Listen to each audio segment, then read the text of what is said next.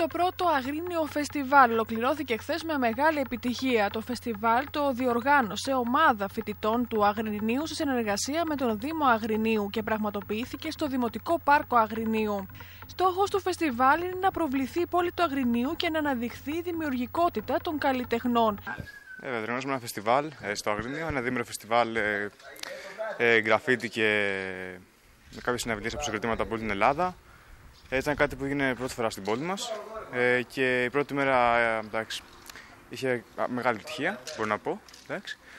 Σήμερα ήρθαν παιδιά από Αθήνα, από Θεσσαλονίκη τα παιδιά, εδώ, Γιακούζα, από Πάτρα, από πολλές διάφορες πόλεις, από Γιάννενα.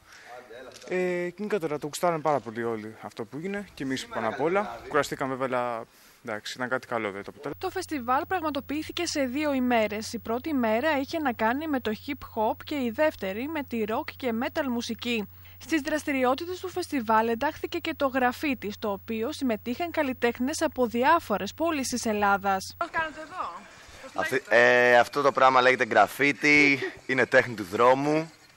Είναι ένα από τα 4 στοιχεία της κουλτούρας του hip hop.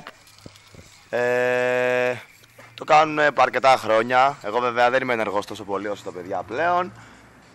Η ομάδα μας λέγεται Γιακούζα και λίγο πιο κάτω είναι ο FK. Όζον. Ευχαριστούμε πάρα πολύ τα παιδιά που μας φωνάξανε στο Αγρίνιο για να βάψουμε στο φεστιβάλ.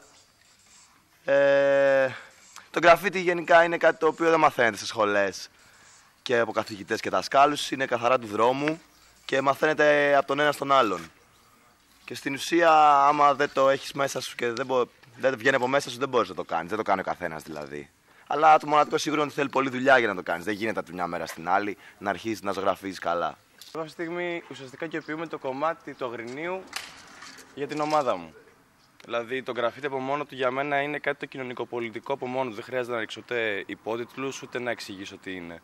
Είναι από μόνο του κάτι το οποίο φωνάζει. Το να κάνεις γραφίτι σε ένα χώρο είναι σαν να παίρνεις πίσω το χώρο που σου κλέψανε είτε με τον γκρίζο είτε με τους νόμους, βασικά τις νομιμοφανείς διατάξεις.